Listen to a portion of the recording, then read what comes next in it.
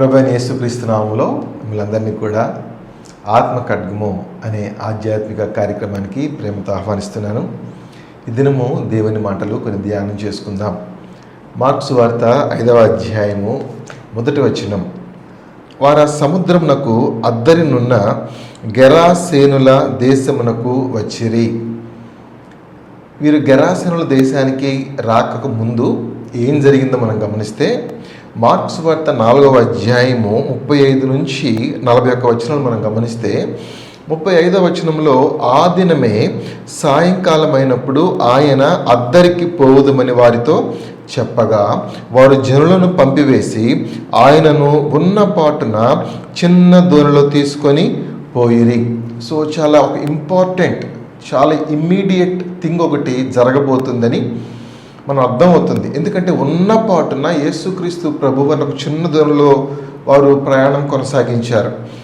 ఈ విషయాన్ని మనం గమనించినప్పుడు యేసుక్రీస్తు ప్రభు వారు తొందర పెడుతున్నట్లుగా మనకు అర్థమవుతుంది. అద్దరికి వెళ్ళాలి, ఏదో ఒక అర్జెన్సీ ఉంది. అద్దరిన అవతలి వైపున the other side of the shore ఏదో ఒక అర్జెన్సీ ఉంది. ఏముందో మనము ఇందాక చదువుకున్నాం. మార్కు సువార్త 5:1 వారు అద్దరికి వచ్చినప్పుడు గెరాసేనుల ప్రాంతానికి వచ్చారు. అక్కడ ఒక వ్యక్తిని యేసుక్రీస్తు ప్రభు వారు కలుసుకుంటున్నట్లుగా మనం చూస్తాం. అయితే ఒక నిమిషం మనం ఆగి అద్దరికి వెళ్ళాలని యేసుక్రీస్తు ప్రభు వారు చెప్పటం అనేది ఇది మొదటిసారి కాదు.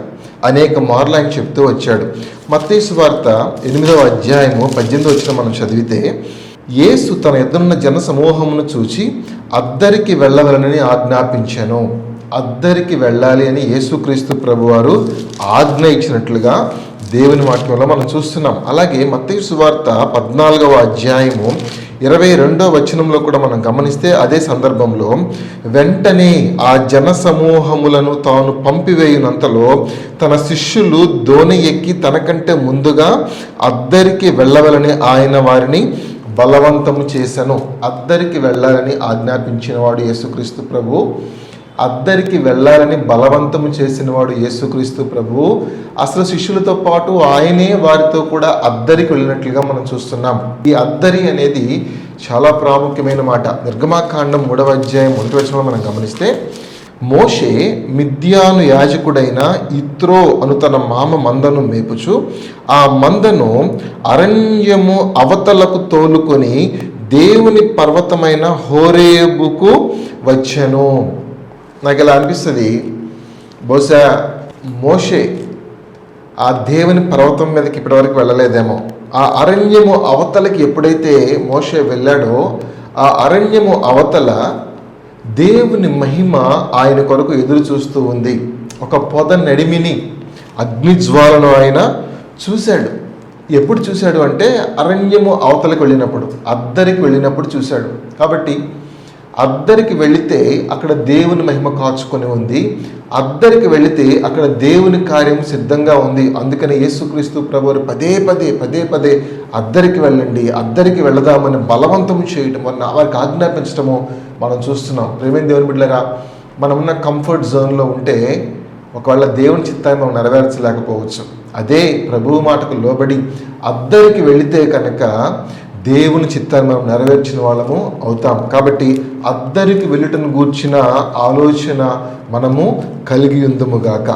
మార్కు సువార్త 5వ అధ్యాయం 1వ వచనంలో వారు ఆ సముద్రమునకు అద్దరునున్న గెరాసేనుల దేశంలోకి వచ్చినప్పుడు యేసుక్రీస్తు ప్రభు వారి యొక్క మనస్సులో ఏముంది?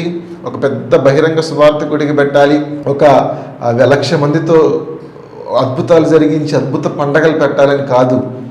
ఆయన సమరయ్య మార్గం గుండా వెళ్ళింది కూడా ఒక స్త్రీని కలుసుకొని ఆమె ద్వారా గొప్ప కార్యాలు జరిగించడానికి. ఇక్కడ ఆయన దెకాపోలి ప్రాంతానికి, గెరాసేనుల ప్రాంతానికి వచ్చింది కూడా ఒక్క వ్యక్తి కోసమే. ఒక్క ఆత్మ యేసుక్రీస్తు ప్రభువుకి అంత విలువైంది. నీవు నేను వ్యక్తిగతంగా వాలంటరీగా యేసుక్రీస్తు ప్రభువుకి మన ఆత్మలు అంత ప్రాముఖ్యమైన అన్న విషయాన్ని మనం జ్ఞాపకం చేసుకుందాం. మార్కు సువార్త 5వ అధ్యాయం 2వ వచనంలో ఆయన దోణి దిగగానే అపవిత్రాత్మ పట్టినవాడు ఒకడు సమాధులలో నుండి వచ్చి ఆయనకు ఎదురుపడ్డాడు. అపవిత్రాత్మ పట్టిన ఒకడు యేసుక్రీస్తు ప్రభుకి ఎదురుకొచ్చాడట. 3వ వచనంలో మనం గమనిస్తే వాడు సమాధులలో వాసము చేసేది వాడి గురించి కొంచెం రాయబడి ఉంది. ఆ వ్యక్తి పేరు బైబిల్లో లేదు, కానీ ఆ వ్యక్తి గురించిన డిస్క్రిప్షన్, అసలు అతని పరిస్థితి ఎలా ఉందో, మానసికంగా భౌతికంగా ఆయన ఎలా ఉన్నాడో రాయబడింది. అది ఏమని రాయబడిందంటే వాడి కేర్ ఆఫ్ అడ్రస్ అన్నమాట, బరియల్ గ్రౌండ్ అన్నమాట. కేర్ ఆఫ్ అడ్రస్ సమాధుల తోట, సమాధులలో వాసం చేస్తాడు. ఎప్పుడు రాత్రి లేదు పగలు లేదు, ఎప్పుడు కూడా సమాధుల్లోనే వాసం చేస్తూ ఉంటాడు. ఇంకా ఏంటంటే తన పరిస్థితి, అతన్ని ఎవ్వరు సాధుపరిచే పరిస్థితి లేదు. చాలా చాలా భీకరమైన పరిస్థితులు అతను ఉన్నాడు. చాలా బలవంతునిగా కనిపిస్తున్నాడు. ఇంకా కొన్ని మాటలు రాస్తూ, సంకెళ్లతోనైనను ఎవడును వానిని బంధింపలేకపోయారు, పలుమారు వాని కాళ్లకు చేతులకు సంకెళ్ళు వేసి బంధించినను వాడు ఆ చేతి సంకెళ్ళు తెంపి కాలి సంకెళ్ళను తుత్తునీలుగా చేసిన కనుక ఎవ్వడును వారిని సాధుపరచలేకపోయాను. మొదటి విషయం మనం గమనిస్తే, వాడు సమాధులలో వాసం చేస్తున్నాడు. 5వ వచనంలో, వాడు ఎల్లప్పుడూ రాత్రింబగళ్ళు సమాధులలోను కొండలలోనూ కేకలు వేయచ్చు తన్ను తాను రాళ్లతో గాయపరుచుకొనుచు ఉండెను.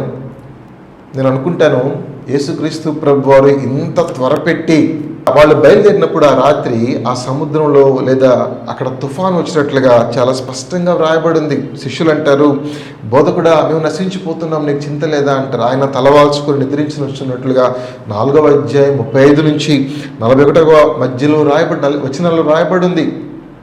ఇంత అర్జెన్సీ ఏంటి అంటే, నాకు అర్థమైనట్లుగా నేను మీతో చెప్తున్నాను, ఒకవేళ ఆ రాత్రి అతని మరణదినం కావచ్చు, మేబీ ద నెక్స్ట్ డే, ఆ తరువాతి దినం ఒకవేళ యేసుక్రీస్తు ప్రభువే కనుక ఉదయానికి అక్కడ చేరుకోకపోయి ఉంటే మేబీ అతనిలో ఉన్న దురాత్మలు అతన్ని ఆ చివరిగా ఆ రోజున చంపివేయచ్చేమో అని నేను అనుకుంటున్నా. ఎందుకంటే అతనికి సరైన డైట్ లేదు, సమాధుల్లో ఉంటున్నాడు, రాత్రి పగలు తేడా లేకుండా కేకలు వేస్తున్నాడు, భౌతికంగా అలసిపోతున్నాడు. అంత మాత్రమే కాదు, తన్ను తాను గాయపరుచుకుంటూ ఉంటున్నప్పుడు తనలో ఒకవేళ బ్లీడింగ్, రక్తం అంతా పోతున్న పరిస్థితుల్లో ఒకవైపు తిండి లేదు, నిద్ర లేదు, ఎలాంటి సౌకర్యాలు అతనికి లేవు. అదే టైంలో భౌతికమైన గాయాలు, ఆ దురాత్మలు 1 కాదు 2 కాదు వేల దురాత్మలు ఆ వ్యక్తిని చంపని ఉద్దేశించినప్పుడు maybe I think so might be the next day, ఆయన చివరి రోజు, ఆ తర్వాతి రోజు. అందుకని యేసుక్రీస్తు ప్రభువారు బహు వేగంగా ఆ రాత్రే, ఆ వాతావరణం ప్రతికూలంగా ఉన్నప్పటికీ కూడా బయలుదేరాడేమో అని నాకు అనిపిస్తుంది. ప్రేమైన దేవుని బిడ్డ, నీ జీవితంలో యేసుక్రీస్తు ప్రభు ఒక క్షణం కూడా ఆలస్యం చేయడు, నిశ్చయంగా ఆలస్యం చేయడు. When it is the time, అది సమయమైనప్పుడు యేసుక్రీస్తు ప్రభు ఖచ్చితంగా నీ సహాయానికి వస్తాడు. ఆయన ఆల్రెడీ బయలుదేరాడు, నీకు సహాయం చేయడానికి ఆయన బయలుదేరాడు. ఈ వ్యక్తి గురించి మనం గమనిస్తే, సమాధులలో వాసం చేస్తున్నట్లుగా, మృతులతో సహవాసం చేస్తున్నట్టుగా, ఎండిపోయిన ఎముకలతో మృతపు వాసన అతని దగ్గర వస్తుంది. మరి వచ్చిన వాడు ఎవరో తెలుసా? తిమోతి పత్రికలో రాస్తాడు కదా, 6:16, మొదటి తిమోతి పత్రిక 6:16లో, సమీపింపరాని తేజస్సులో అమరత్వము కలిగి వసించేవాడు వచ్చాడు. ఎక్కడికి వచ్చాడు? మృతులతో సహవాసం చేస్తున్న వాడి దగ్గరికి, సమాధులలో వాసం చేస్తున్న వాడి దగ్గరికి, మృతులలో మృతుడైన వాడి దగ్గరికి, సమీపింపరాని తేజస్సులో అమరత్వము కలిగి వసించే ఆ జీవాధిపతి అయిన దేవుడు ఆ వ్యక్తిని ఎదుర్కోవటానికి వచ్చాడు. ఈ ఒక్క మాట చాలు యేసుక్రీస్తు ప్రభువారి ప్రేమను గుర్తించడానికి. నీవు నేను మన అపరాధముల చేత పాపముల చేత చచ్చిన వారమై ఉండగా ఆయన క్రీస్తుతో కూడా నిన్ను నన్ను బ్రతికించాడని ఎఫెసీ పత్రిక 2వ అధ్యాయంలో చాలా స్పష్టంగా రాయబడింది. ఆయన తండ్రితో కూడా ఉండుట విడిచిపెట్టకూడని భాగ్యమును ఎంచుకోలేదు. ఆయన తన మహిమను, సింహాసనం విడిచిపెట్టి, దూతల స్తుతులను విడిచిపెట్టి, తను రిక్తునిగా చేసుకుని మరణము పొందినంతగా, శిలువ మరణము పొందినంతగా ఆయన తను తగ్గించుకున్నాడు. నీ కోసము, నా కోసము. ఇది యేసు క్రీస్తు ప్రభు యొక్క ప్రేమ. సమాధులలో వాసము చేసేవాడి కొరకు సమీపింపరాని తేజస్సులో వాసము చేసేవాడు దిగి వచ్చాడట, ఎదుర్కొన్నాడట. ఎంత శ్రేష్టమైన మాట. అలాగే మార్క్సు వార్త 5వ అధ్యాయంలో మనం గమనిస్తే, ఎవడు కూడా వారిని సాధుపరచలేకపోయాడు. ఒక విలువైన మాట మీద చెప్పాలని ప్రభువులను ప్రేరేపిస్తున్నాడు. నీ బిడ్డలు, కుమారులు, కుమార్తెలు, నీ భర్త, నీ భార్య, ఆమెకి ఎన్నిసార్లు చెప్పినా నీ మాట వినట్లేదు. ఆయనకి ఎన్నిసార్లు చెప్పినా నీకు లోబట్టలేదు, నీ మాట వినట్లేదు. నీ బిడ్డలకి నువ్వు ఎన్నిసార్లు చెప్పినా వారు నీ మాట వినట్లేదు. ఒక విధంగా చెప్తే వాళ్ళను నువ్వు సాధుపరచలేకపోతున్నావు. అది ఇట్స్ బియాండ్ యువర్ కంట్రోల్. నువ్వు సాధుపరచలేకపోతున్నావు, నీ వల్ల కావట్లేదు. వాళ్ళకి ఏదైనా సంఖ్యలు వేద్దామని చూసినా, బుద్ధి చెప్దామని చూసినా, మంచి మార్గం చెప్దామని చూసినా వారు వినట్లేదు. వారు పడలేకపోతున్నారు. అయితే ఈరోజు శుభవార్త ఏంటంటే, ఎవ్వరూ సాధుపరచలేని వారిని యేసుక్రీస్తు ప్రభు సాధుపరచగలడు. ఒక్క మాటతో సాధుపరచగలడు. చాలా తేలిగ్గా సాధుపరచగలడు. నీవు చేయాల్సింది ఏంటో తెలుసా? ప్రార్థన. ప్రభువా, నా భర్తని నీకు అప్పగిస్తున్నా, నా భార్యని నీకు అప్పగిస్తున్నా, నా కుమార్తెని నీకు అప్పగిస్తున్నా, నా కుమారుడిని నీకు అప్పగిస్తున్నాను. వీళ్ళు లోకంతో స్నేహం చేస్తున్నారు, నీకు దూరమైపు నీకు శత్రువులుగా బ్రతుకుతున్నారు నాయన. వారిని సాధుపరచవా అని నువ్వు చేసే ప్రార్థన, కన్నీటి ప్రార్థన నిశ్చయంగా వాళ్ళ జీవితాలను సాధుపరిచి ప్రభువుతో సహవాసం చేసి ప్రభు పరిచర్య చేయువారిగా వాళ్ళ జీవితాలను దేవుడు మార్చగలడు. ఇక్కడ మనం చూస్తున్నాం కదా, ఎవ్వరు కూడా సాధుపరచని ఒక వ్యక్తిని మనం చూస్తున్నాం. కానీ తర్వాత మనం గమనిస్తే 15వ వచనంలో, జనులు జరిగినది చూడవెళ్ళి యేసునొద్దకు వచ్చి, సేన అను దెయ్యములు పట్టినవాడు బట్టలు ధరించుకొని స్వస్థచిత్తుడై కూర్చుని చూచి భయపడిరి. ఆడికి అప్పుడు బట్టలు లేవు, అసలు ఇప్పుడు వస్త్రాలు ధరించుకొని ఉన్నాడు. ఆడొకప్పుడు అసలు స్థిమితంగా ఒక చోట ఉండేవాడు కాదు. కేకలు వేస్తూ, రాళ్లతో కొట్టుకుంటూ, పరిగెడుతూ తిరుగుతూ ఉండేవాడు. ఇప్పుడు ప్రభువు దగ్గర కూర్చుండి ఉండుట చూచి అని. ఇంకో మాట, స్వస్థచిత్తుడాడు. He was healed.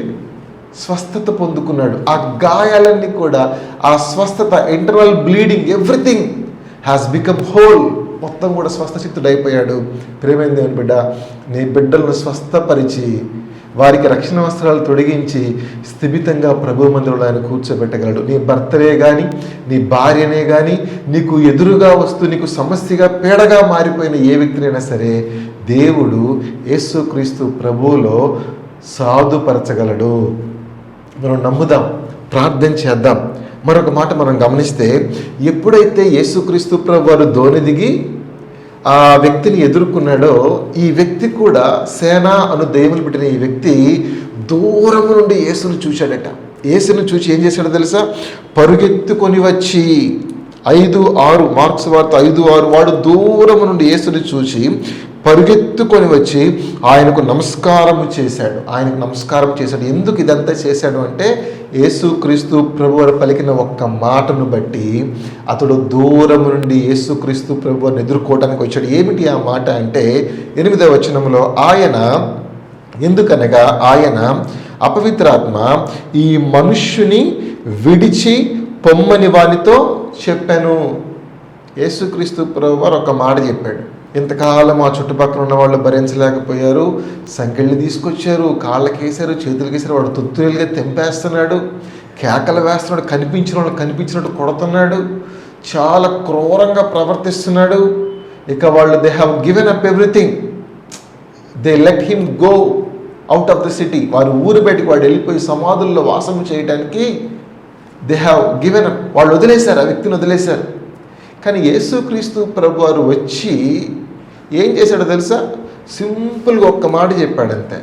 ఏం మాట అంటే, అపవిత్రాత్మ ఆ మనుష్యుని విడిచి వెళ్ళిపో. ఒకే ఒక్క మాట. ఇది యేసుక్రీస్తు ప్రభు వారి యొక్క క్యాపబిలిటీ, ఆయన శక్తి, ఆయన సామర్థ్యత. ఒక్క మాటతో ఆయన పరిస్థితులను తల్లకిందులు చేయగలడు, తారుమారు చేయగలడు. మనం చేయాల్సింది మాత్రము ఆ ఒక్క మాట ప్రభు చేత చెప్పించాలి. ప్రభువా ఈ కార్యము చేయనైనా, నీకు ఎదురుగా ఉన్న ఆ పర్వతంతో నువ్వు మాట్లాడుతూ ప్రభు సన్నిధిలో గోజాడితే శక్తి చేత కాదు, బలము చేత కాదు, ఆయన తన ఆత్మ ద్వారా గొప్ప గొప్ప కార్యాలు నీ జీవితంలో జరిగిస్తాడు. ఒకే ఒక మాట, అపవిత్రాత్మ బయటికి రా అన్నాడు. అయితే ఒక మాట.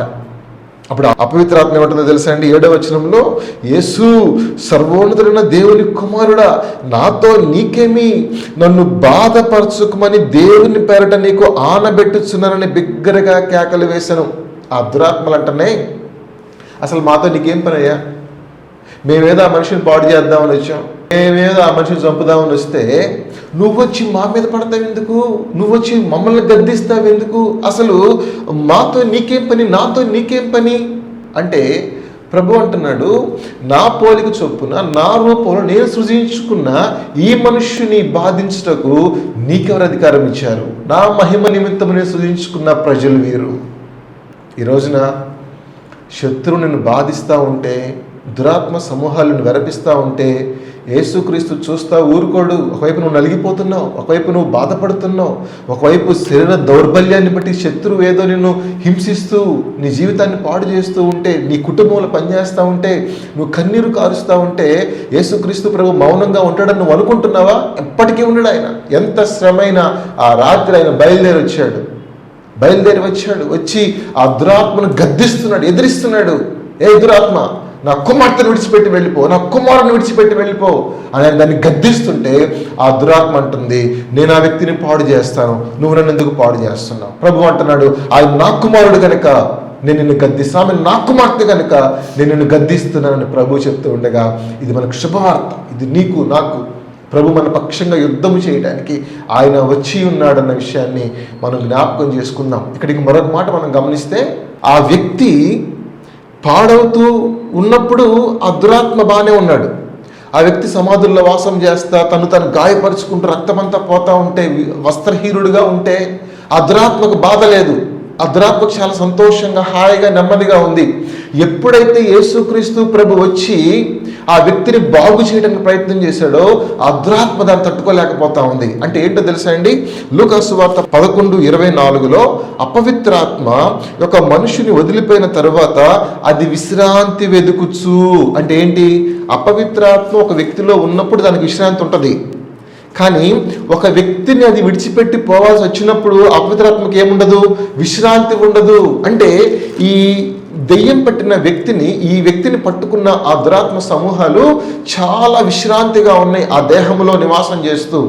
ఎప్పుడైతే యేసుక్రీస్తు ప్రభు వారు వచ్చి గద్దించారో వారి యొక్క విశ్రమ స్థలము వాటికి పోయింది కనుక వాటికి బాధ కలుగుతుంది, వాటికి నెమ్మది లేదన్న విషయాన్ని మనం జ్ఞాపకం చేసుకుందాం. ప్రియమైన దేవుని బిడ్డ, నీ దేహము నా దేహము పరిశుద్ధాత్మ వల్ల మనకు అనుగ్రహించబడి మనలో ఉన్న దేవుని ఆత్మకు ఆలయమని మీరు ఎరుగరా? మీరు మీ సొత్తు కారు, మీరు విలువ పెట్టి కొనబడిన వారు కనుక మీ దేహములతో దేవుణ్ణి మహిమపరచుడి. మనందరము సజీవమైన రాళ్ల వల్లే కట్టబడుచున్నాం. మన దేవుని మందిరాలు మన దేహాలు. ఇది అపవిత్రాత్మకు విశ్రమ స్థానం కాదు నీ దేహము. అపవిత్రాత్మ సమూహాలు, దురాత్మ సమూహాలు చొచ్చి నీ జీవితాన్ని పాడు చేస్తూ నీ దేహంలో ఉండటానికి కాదు నీ దేహము ప్రభు ఇచ్చింది. కామకత్వపు ఆలోచనలతోటి, మోసపు చూపులతోటి, వ్యభిచారపు ఆలోచనలతోటి, మోసముతో, దగ, కుట్ర, దొంగ వీటితో నింపబడటానికి నీ దేహము, అపవిత్రాత్మలు జొరబడి నివసించడానికి నీ దేహము వాటికి విశ్రమ స్థలము కాదు. నీ దేహము దేవుని ఆత్మకు నిలయమై ఉన్నది. అది యేసు ప్రభు రక్తంలో కడగబడింది, పరిశుద్ధాత్మకు నిలయమై ఉన్నదన్న విషయాన్ని మీకు జ్ఞాపకం చేస్తున్నా. ప్రభు సన్నిధిలో మనం చేయవలసిన ప్రార్థన, ప్రభువా నా దేహము నీ ఆలయము నాయన, ఇది సజీవమైన రాళ్ల వలె నీకు మందిరముగా కట్టబడుచున్నదిగా నా దేహాన్ని మార్చు, నా దేహంలో మీ ఆత్మను నివసింపచేయి, ఈ మట్టి దేహంలో నీ యొక్క మహిమైశ్వర్యాన్ని నింపు అని మనం ప్రార్థించాలి. శత్రువుకి ఆవాసము కాదు నీ దేహము నా దేహము. ఆ దురాత్మలు అంటున్నాయి, మమ్మల్ని దేహంలో నుంచి బయటికి. ప్రభు ఏమన్నాడు? ఆ మనుషుని వదిలిపెట్టు. ఆ దురాత్మలు ఏమంటున్నాయి? మేము వదిలిపెడితే మాకు బాధగా ఉంది, మాకు విశ్రాంతి లేదు, మాకు నెమ్మది లేదు. కానీ ప్రభు అంటున్నాడు, he is my property, he is my son, he belongs to me, you have to leave, you must leave, no other go. నువ్వు వెళ్ళిపోవాల్సిందే. చూసారా ప్రియమైన దేవుని బిడ్డలారా, ఆ దురాత్మ ఆ వ్యక్తిని పాడు చేస్తే ప్రభు అంట వచ్చి ఆ వాటిని పాడు చేయకూడదట. ఆ దురాత్మలో ఆ వ్యక్తిని పాడు చేస్తూ ఉంటే ప్రభు చూస్తూ ఉండాలట. ఒక సంఘటన మీరు గమనించండి. ఎప్పుడైతే యేసుక్రీస్తు ప్రభు ఆ మాట చెప్పారో ఆ దురాత్మలన్నీ కూడా బయటకు వచ్చి అక్కడున్న పందుల మందలో ప్రవేశించినట్లుగా మనం చూసిన మార్క్స్ వార్త 5:13లో యేసు వాటికి సెలవీయగా ఆ అపవిత్రాత్మలు వారిని విడిచి పందులలో ప్రవేశింపగా ఇంచుమించు 2000 సంఖ్య గల ఆ మంద ప్రపాతము నుండి సముద్రపు దారిని వడిగా పరిగెత్తుకొని పోయి సముద్రంలో పడి ఊపిరి తిరగక చచ్చెను. చాలా మందికి ఇక్కడ ఒక పెద్ద కన్ఫ్యూజన్ అనమాట. ఎందుకు యేసుక్రీస్తు ప్రభువారు వాటి యొక్క మొర విన్నాడు? ఆ దురాత్మలు ఆయన వేడుకున్నప్పుడు what made Jesus to listen to them? ఎందుకు యేసుక్రీస్తు ప్రభువారు వారి యొక్క బ్రతిమలాట కానీ మొరను విని ఆ పందుల్లోకి వెళ్ళడానికి ఆజ్ఞాపించాడు అని చాలామందికి ఆశ్చర్యం. ఏమై ఉంటుందో, what might be the reason behind this? కానీ నాకు అర్థమైనంతలో ప్రభు నాకు ఇచ్చిన ఆ యొక్క రెవల్యూషన్ ప్రకారం ఒక మాట నేను చెప్పగలను. In order to prove that those spirits are the killing spirits, ఆ దురాత్మలు ఆ వ్యక్తిని చంపనుద్దేశించిన దురాత్మలు. బైబిల్లో అనేక రకాలైన ఆత్మలు ఉన్నాయి. మోగ దెయ్యం ఉంది, తర్వాత బలహీనపరచు దెయ్యం ఉంది, చెవిటి దెయ్యం ఉంది. ప్రభు అంటాడు కదా, మోగవైన చెవిటి దెయ్యమా అంటాడు. ఇంకో చోట మోగ ఆత్మ అని రాయబడింది. ఇంకో చోట బలహీనపరచు దెయ్యము, నడుము వంగిపోయింది ఒక స్త్రీకి 18 సంవత్సరాల నుంచి. ఈ రీతిగా రకరకాల దురాత్మలు ఉన్నాయి. కానీ పర్టికులర్గా ఈ వ్యక్తిలో ఉన్న ఈ దురాత్మలు దోస్ వర్ కిల్లింగ్ స్పిరిట్స్, చంపే గుణము కలిగిన, చంపనుద్దేశించిన ఆత్మలు. ఆ వ్యక్తిని చంపటానికే ఆ వ్యక్తిలోనికి ప్రవేశించాయి. ఎలా చెప్పగలరంటే, ఎప్పుడైతే ఆ దురాత్మలు ఆ వ్యక్తిని విడిచిపెట్టి పందుల్లోకి వెళ్ళిపోయాయో వాటి మిషన్ని కంప్లీట్ చేసాయి. ఆ పందులు చచ్చిపోయినాయి. సో దాన్ని బట్టి మనం అర్థం చేసుకోగలిగింది ఏంటంటే, ఆ దురాత్మలు ఆ వ్యక్తిని చంపటానికే వచ్చాయి. నేను మీకు ఇందాక చెప్పినట్లుగా ఒకవేళ నా అండర్స్టాండింగ్లో అది ఆ వ్యక్తికి చివరి దినము కావచ్చు. ఎందుకంటే యేసుక్రీస్తు ప్రభువారు చాలా త్వరపడి బలవంతంగా అద్దరికి వచ్చినట్లుగా మనం చూస్తున్నాం. అలాగే ఒక విధవరాలి కుమారుడు చనిపోయినప్పుడు ఎక్కడ కలుసుకున్నాడు ప్రభువు? గవిని వెలుపల కలుసుకున్నాడు. ఆ సమాధుల తోట దగ్గరికి ఆ వ్యక్తిని పూడ్చి పెడతారనగా అక్కడ కలుసుకున్నాడు. అప్పుడు కూడా శతాధిపతి దగ్గర నుంచి చాలా త్వరగా బయలుదేరినట్లుగా మనం వాక్యంలో గమనిస్తాం. కాబట్టి ప్రియమైన దేవుని బిడ్డలారా, ఈ మాటలు వింటున్న మన జీవితాల్లో కిల్లింగ్ స్పిరిట్స్, చంపే ఆ దురాత్మలు ఎక్కడైనా సరే మన కుటుంబాల్లో పని చేయకుండా ఉండినట్లుగా బహు జాగ్రత్తగా మనం ఉందాం. ఎందుకంటే యేసుక్రీస్తు ప్రభువారు జీవాధిపతి. ఆయన నిత్య జీవం ఇవ్వటానికి ఆయన లోకానికి వచ్చి ఉండగా నీతో నాతో మాట్లాడుతున్నాడు. ఒకవేళ నీ దేహంలో నీలో ఉన్న దురాత్మ, అపవిత్రాత్మ నిన్ను చంపనుద్దేశించిన ఆత్మ కావచ్చు. అది తీసుకొచ్చే ఒక వ్యాధి ఎలా ఉంటుందంటే, చివరికి ఆ వ్యాధి యొక్క ముగింపు ఎలా ఉంటుందో తెలుసా? మరణానికి తీసుకువెళ్ళటానికే కొన్ని దురాత్మలు కొంతమంది వ్యక్తుల్లో ప్రవేశిస్తాయి. జాగ్రత్త. ఈరోజు ప్రభువు నీతో మాట్లాడుతూ ఉండగా ఒక చిన్న కేకవై, ప్రభువా ఈ దురాత్మను చంపను ఉద్దేశిస్తుంది, నాకు అర్థమవుతుంది, నేను మరణం వైపుగా వెళ్తున్నానని నాకు అర్థమవుతుంది, ప్లీజ్ రెస్క్యూ మీ, నన్ను కాపాడు అంటే యేసుక్రీస్తు ప్రభు తప్ప నిన్ను కాపాడగలిగిన వాళ్ళు ఎవరూ లేరు. ఆ యేసుక్రీస్తు ప్రభువే నిన్ను కాపాడటానికి ఈ రోజున ఆయన నీతో మాట్లాడుతూ ఉన్నాడు. మరొక విషయాన్ని మనం జ్ఞాపకం చేసుకొని ముగిద్దాం. వాడు ఎప్పుడైతే యేసుక్రీస్తు ప్రభువుని చూశాడో దూరం నుండి పరిగెత్తుకుంటా వచ్చాడట. ఇది చదివినప్పుడు నాకు మరొక సందర్భం గుర్తొస్తుంది. లూకాసు వార్త 15వ అధ్యాయంలో ఒక కుమారుడు తండ్రిని కాదని ఇంట్లో నుంచి వెళ్ళిపోయి భ్రష్టత్వంలోకి వెళ్ళిపోయాడు, దేశదెమ్మరిగా మార్చబడ్డాడు, తినడానికి తిండి లేదు, ఆకలితో చచ్చిపోతూ ఉన్నాడు, కరువు వస్తుంది అని వెళ్ళిన చోట. అలాంటి టైంలో బుద్ధి వచ్చింది ఆ కుమారుడికి. అనుకున్నాడు, నేను నా తండ్రికి పరలోకానికి విరోధముగా పాపం చేశాను అయ్యా, ఇక నీ కుమారుని నడిపించుకోవడానికి నాకు అర్హత యోగ్యత లేదు, నన్ను నీ పనివారిలో ఒకనిగా పెట్టుకో అని చెప్దాం అనుకుని లేచి తండ్రి వద్దకు వెళ్ళాడట. ఒక కుమారుడు, తప్పిపోయిన కుమారుని కథ మనకు బాగా ఎరుగుదాము కదా. అప్పుడు రాయబడిన మాట, తండ్రట దూరము నుండే వాడిని చూచాడట. లూకాసు వార్త 15వ అధ్యాయం 20వ వచనంలో, వాడింకా దూరముగా ఉన్నప్పుడు తండ్రి వాడిని చూచాడు, కనికరపడ్డాడు, పరిగెత్తుకొని వచ్చి వాడి మెడ మీద పడి ముద్దు పెట్టుకున్నాడు. ఇక్కడ మనం చూస్తున్న సందర్భంలో ఈ దురాత్మల చేత పీడించబడుతున్న అపవిత్రాత్మ పట్టిన వ్యక్తి యేసుక్రీస్తు ప్రభువును దూరం నుండి చూచి పరిగెత్తుకుని వచ్చి నమస్కారం చేస్తున్నాడు. అక్కడేమో తండ్రి ప్రేమను మనం చూస్తున్నాం, ఇక్కడేమో వీడి విషయంలో వీడు అపవిత్రాత్మల చేత బంధించబడ్డాడు. వీడు అలా యేసుక్రీస్తు ప్రభు దగ్గరికి వెళ్ళి ఆయన హత్తుకోవటానికి ఆయన కుమారుడిగా పిలువబడుతున్నవాడు కాదు. He has not become the son yet. ఇంకా అపవిత్రాత్మలతో బంధించబడుతున్నాడు. ప్రభు దగ్గరికి వెళ్ళి ప్రభు మెడ మీద పడి ముద్దు పెట్టుకునే ఆ అవకాశము, యోగ్యత, అర్హత ఆ వ్యక్తికి లేదు. అయితే ఒక శ్రేష్టమైన మాట ఏంటో తెలుసా అండి? ఎఫెసీయులకు రాసిన పత్రికలో ఒక మంచి మాట రాయబడి ఉంది. ఎఫెసీయులకు రాసిన పత్రిక 1వ అధ్యాయము 4 నుండి 6 వచనాలు కలిసి ఉన్నాయి.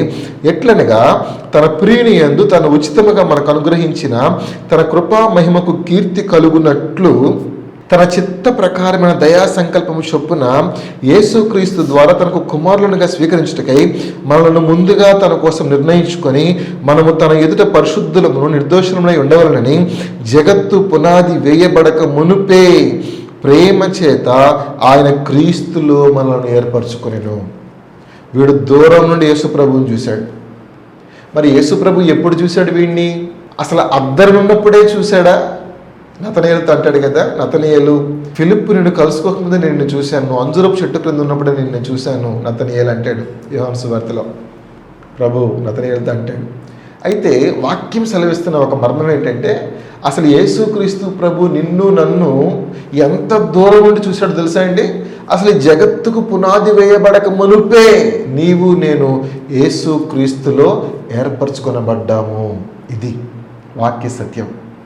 కాబట్టి వాడు దూరం నుండి చూడటం కాదు, యేసుక్రీస్తు ప్రభు వాడిని అనాదిలోనే తనలో ఏర్పరచుకున్నాడన్న విషయాన్ని మనము జ్ఞాపకం చేసుకుంటూ ప్రభువుని స్తుతిస్తున్నాం. చివరిగా ఈ మార్క్స్ వార్త 5వ అధ్యాయము 18వ వచనం మనం చదివితే, ఆయన ధోని ఎక్కినప్పుడు దెయ్యములు పట్టినవాడు ఆయన యొద్ద తను ఉండనిమ్మని ఆయన బతిమాలుకొనను గాని 19వ వచనంలో రాయబడిన మాట, ఆయన వానికి సెలవియ్యక నీవు నీ ఇంటి వారి యొద్దకు వెళ్ళి ప్రభువుని ఎందుకు కనికరపడి నీకు చేసిన కార్యములన్నిటినీ వారికి తెలియజెప్పుమనెను. దేవుడు యేసుక్రీస్తు ప్రభు వారు వాడిని ఫస్ట్ ఎక్కడికి పంపించాడు అంటే పరిచర్య కోసము ఆ చుట్టుపక్కల ఉన్న గ్రామాలకు పంపించలేదు, లేకపోతే మరో దేశానికి పంపించలేదు. ఇంత గొప్ప అద్భుతం నీ జీవితంలో జరిగిపోయింది కాబట్టి ఇక నువ్వు గొప్ప సాక్షిగా ప్రపంచవ్యాప్తంగా వాడబడతావు అని ఎక్కడికో పంపించాలి అభిషేకించి. ఎక్కడికి ఫస్ట్ ఆ మిషన్ ఫీల్డ్ ఎక్కడిచ్చాడంటే ఆ వ్యక్తికి తన సొంత ఇంట్లోనే ఇచ్చేశాడు. చాలామంది తమ సొంత ఇంట్లో సాక్ష్యం కలిగి ఉన్నారా అనేది పెద్ద ప్రశ్న. బయట మనము సేవకునిగానో సాక్ష్యం ఉన్నట్టుగానో విశ్వాసులుగా చాలామంది అవుతాం, కానీ నీ ఇంటి వారు నీ గురించి ఆ సాక్ష్యం ఇవ్వకపోతే ఇట్స్ ఇన్ వెయిన్. అది నిజమైన సాక్ష్యం కాదు. నువ్వు విశ్వాసివనో, నువ్వు సేవకుడవనో సేవకురాలువనో నీ ఇంటి వారు ఇచ్చిన సాక్ష్యమే అది యథార్థమైంది, అది నమ్మదగింది. నీకు ఇంట్లో సాక్ష్యం లేకుండా నువ్వు బయటకు వచ్చి చేసే పరిచర్యను బట్టి ఒకవేళ దాని యొక్క ప్రభావం ఉండకపోవచ్చు. ఈ వ్యక్తితో యేసుప్రభు అన్నాడు, అసలు మొదట నీ పరిచర్య నువ్వు ప్రారంభించాలి. సాక్ష్యము నీ మార్పు చెందిన నీ జీవితము ఎక్కడ కనపడాలంటే నీ ఇంటి వారికి కనపడాలి. నీ ఇంటి వారి దగ్గర నీకు ఆ సాక్ష్యం ఉంటే వెల్ డన్ అన్నట్టుగానే వాడు తన ఇంటి వారి వద్దకు వెళ్ళాడు, వాడిని సంపాదించుకున్నాడు అనుకుంటున్నాను. ఆ తర్వాత 20వ వచనంలో వాడు వెళ్ళి యేసు తనకు చేసినవన్నీ దెక్కపొల్ల ప్రకటింపనారంభింపగా అందరూ ఆశ్చర్యపడిరి. ఒక్క సమరయ స్త్రీ వెళ్ళి ఆ గ్రామాన్నంతటిని ప్రభు దగ్గర తెచ్చింది. ఒక్క అపవిత్రాత్మ పట్టిన ఒక్క మనుష్యుడు వెళ్ళి దెకాపొలి ప్రాంతంలో అనేక మందిని ఆశ్చర్యానికి గురి చేశాడు. యేసుక్రీస్తు ప్రభువు అనేకులను సంపాదించే ఒక్కళ్ళను సంపాదిస్తాడు. యేసుక్రీస్తు ప్రభు నామానికి మహిమ కలుగును గాక. ప్రార్థన చేద్దాం. పరిశుద్ధుడా, దయగలిగిన తండ్రి, అపవిత్రాత్మ పట్టిన వ్యక్తి ఏ రీతిగా మార్పు చెందాడో మీరు మాకు జ్ఞాపకం చేశారు. సమాధుల్లో వాసం చేసే వారి కొరకు సమీపింపరానితే యేసులో వాసం చేసి మీరే దిగి వచ్చినందుకే మీకు వందనాలనైనా. మీరు మాతో మాట్లాడుతూ ఉండగా మేము మా జీవితాల్లో వెళ్ళవలసిన అద్దరికి వెళ్ళడానికి మాకు సహాయం చేయండి దేవా. వాడు దూరం నుండి మిమ్మల్ని చూడటం కాదు, కానీ మీరు జగత్తు పునాది వేయబడక మునిపే ఆ వ్యక్తిని మీరు ఏర్పరచుకున్నందుకే మీకు వందనాలు చెల్లిస్తూ మాకు మా ఇంటి వారి యొద్ద సాక్ష్యం దయచేయండి. ఆ తదుపరి నాయన బయట పొలములో మమ్మల్ని చక్కబెట్టుకోవడానికి కృప దయచేయమని యేసుక్రీస్తు పరిశుద్ధ నామములో ప్రార్థించి వేడుకొనుచున్నాము తండ్రి, ఆమేన్. ఈ కార్యక్రమాన్ని ప్రతి గురువారము ఉదయం 11 గంటలకి ఈ కీర్తన ఛానల్లో తప్పకుండా వీక్షించండి. మీరు ఏదైనా ప్రార్థన అక్కర ఉంటే మా నెంబర్స్ మీకు డిస్ప్లే అవుతున్నాయి, కాల్ చేయండి. ఏ టైం అయినా కూడా మీకోసం ప్రార్థిస్తాం. God bless you. Praise the lord.